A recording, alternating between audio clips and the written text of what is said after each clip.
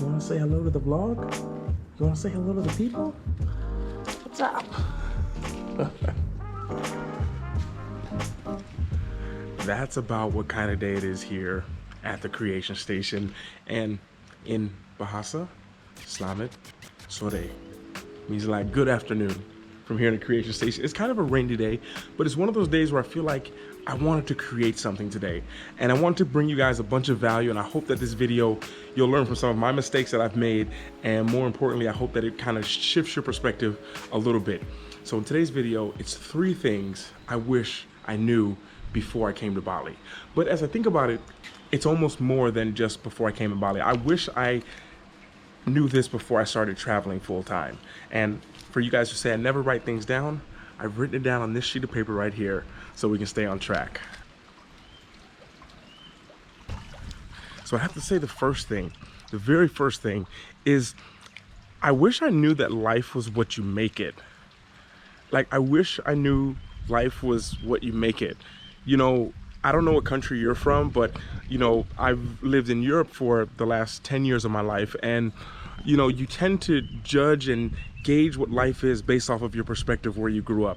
So, for example, my people here in Indonesia, you know, they realize that working in a restaurant and working in these places for 120 bucks a month, that's kind of like normal. And that's based off of their view, where someone in France is 1,200 euros per month, where someone in Switzerland is 3,000. And we tend to put these limits on ourselves based on where we're from our society. And it's one of the beauties of travel. It's one of the beauties of traveling, because the more you travel, the bigger perspective you have. But at the end of the day, you realize it's just what you make of it. If you want to, if I were to ask any of you guys out there right now, what are you worth per hour? What are you worth for 1 hour of your time? What's that worth?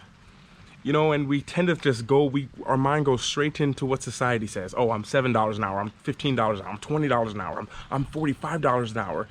But you could be whatever you want. One of my mentors she's $3,333 for 1 hour of her time. And you realize that, like, that's way too much. That's like working, that's hundreds of hours of my life. What's so different about there? And we realize that that limit that we see, that glass ceiling of our beliefs, we've put that on us ourselves. We've had it influence to us, pushed on us by the society that we live in. And before I came to Bali, I wish I knew that there was no limits. Because when you come out here to Bali, you see people are living, there are no limits for how people are living. There are really so many people here. If you're in Bali right now, you know so many people are living on their own terms. They wake up when they want to wake up. They work all day because they need to work or want to work all day. There's no limits here because everyone comes from a different place. And you know, I realized before I was traveling full time that I had all these limits, these glass ceilings that I put on myself based on of what the people around me were doing. And what Bali does is it brings people from everywhere, from all over the world here, and they get to here and you realize, like, wait a minute, I can make my own rules, I can make my own standards, I can make my own what am I worth per hour, and do it based off of who I am, not the society that I'm around. That's the first thing that I wish I knew before I came to Bali. You know, the second thing that I really wish I knew, and I literally have it written down, says no one way. Second thing I wish I knew was that there's not just one way. You know, everyone always asks me, like, Luke, what do I have to do to start making money online? What do I have to do to start on YouTube? What do I have to do to succeed at this? What do I have to do to be a pro athlete?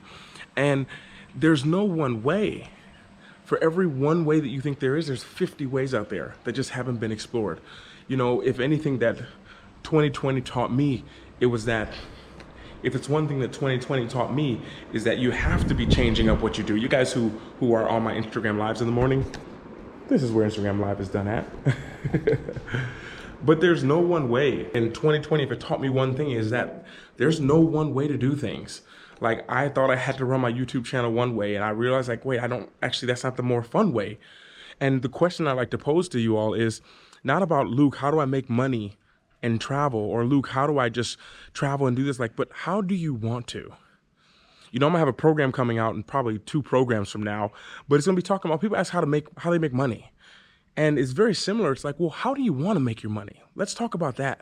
Because there's a lot of ways to do it. What's a way to make $1 that you only have to do one thing? There's millions of ways that you could do that. And it comes down to really finding what's most fun for you. When you look at all the people who are here in Bali, oh, and by the way, this is our little temple we have in the yard. People were asking me, that's the temple that we did Nippy at. There's so many ways, if you look at the people of Bali, and if you're living in Bali right now, I'd love for you to leave a comment and say, what made you stay in Bali?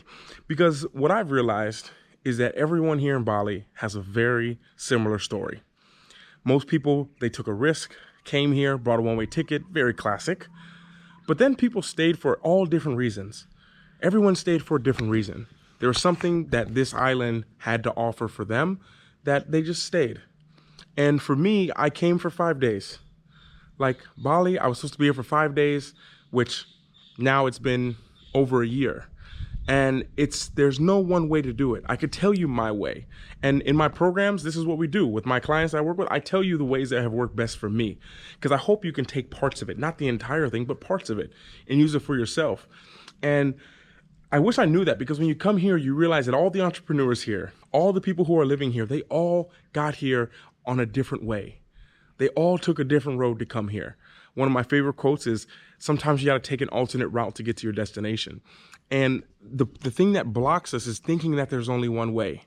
It's probably the most famous limiting belief, is that there's only one way to do it. There's only one way to do whatever it is that you want to do. There's multiple ways. And I guarantee if you were to share your idea and vision of what you want to do, and you talk to someone else, they'll be able to explain to you a whole different way that you never even thought of. And just to give you some coaching right now, and I still want to have 3 more people, by the way, for 6 month, 12 month, or 6 month coaching with me. Send me an email, link below. But one thing I like to ask people about when they're trying to find one other way is, well, what is the outcome that you want? Like, if you allow me to give you just a second of free coaching, what's the outcome that you want? Like, what if you focused on that? Because then you'd see that it's not about the activity that you do. All that matters is I get here. So many people are like, I want to build my own business and then I'm going to come to Bali. Well, the outcome that you want is to come to Bali. So what if you team up with someone who already has a business? What if you work for someone and build a business together with someone? What if you can start to see the possibility opens up drastically when you think like that. And I guess, you okay? You agree with me, or am I boring you? Okay. And the third thing that I wish I knew before I came to Bali, I wish I knew this before I traveled full time. The last thing, don't know if you can read my writing, I put environment here. That environment matters. It drastically matters. I can work pretty well in not great environments, but when I'm in a great environment, I can thrive. And I realized being around people who are a lot of people here in Bali, don't get it twisted. A lot of people, entrepreneurs, people you see on the beach with coconuts, some of them have no money and they're struggling. Some of them have huge followings on social media, but they're not happy. Like, there's so many different things. But the thing is, when you have these conversations, you can relate to them saying, I was at that point in my business and I did this. And being around people who all think like that, it starts to spark things in your mind. So it's nothing against people who are struggling right now. I've been there myself. I have areas that I'm struggling right now with. But it's like being around other people who have this like-mindedness of, I want to help the world. I want to create something that's going to change the world. And being around people like this, even if they're not successful by the world's standards, just by being around people like that, you're inspired. You're inspired to keep going. You're inspired to put out what it is that you want to put out. We pick brains of each other. I see people and we just have quick chats, and all the chats are always deeper. They're very rarely surface level, because everyone out here is working on something. Whether if they're not working on their business, then they're working on themselves, because Bali is a mirror. Bali mirrors who you are and amplifies it. So if you don't come here and work on yourself, then Bali kind of pushes you out. It's how it works here. I don't know if you felt that when you came here, but the environment matters. Being around people who are trying to achieve something, being around people who don't have a standardized way of doing things, people who think outside the box. And so when you're surrounded by people like that all the time, you go into any cafe here in Bali, you see 50 people on their computers working, that's inspiring. And I can remember being, especially a digital nomad in Europe, where I was really the only person who was kind of traveling and speaking about travel. And it was like kind of almost like a lonely kind of journey, in a sense of being able to speak from an entrepreneurial standpoint to people who have the same like-minded vision and are in the same place and speak the same language. But here in Bali, there's not that, or I haven't felt that. And I've realized that the environment matters. Being able to jump on a scooter, go for a ride, have healthy foods, it matters. Not sludging through snow, like that matters. And the environment matters. And I wish I knew that, because I don't know, probably you were raised like this as well, but you grow up thinking like, well, I hate, my parents used to, or they didn't make me, but we had to shovel the snow. And every morning we'd have to shovel the snow. And I'm thinking like, when I get older, I hate the snow. And I'm like, I don't like it, but I'm gonna get someone else. I'm gonna pay someone to do the driveway. And if someone would have just jumped in my ear and said, hey, Luke, there's a place you can go where it never snows.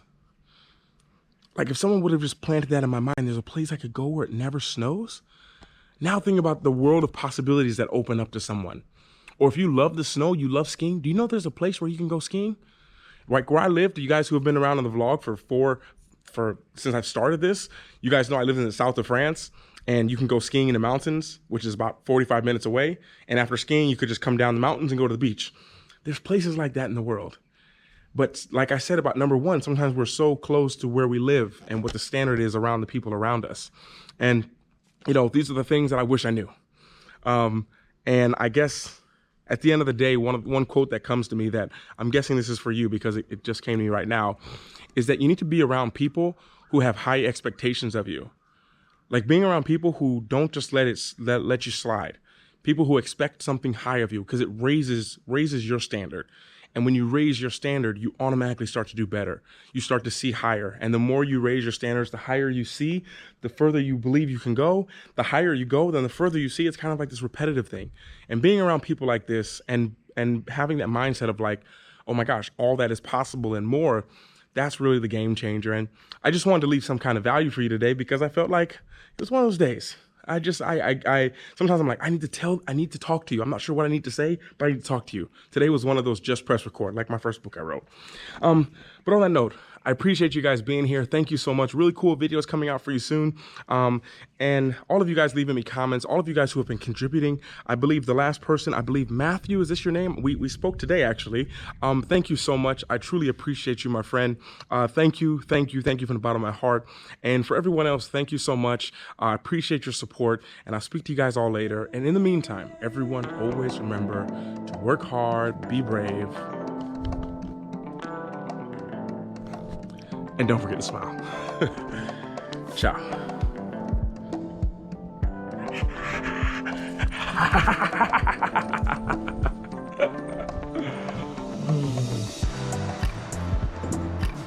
Come on.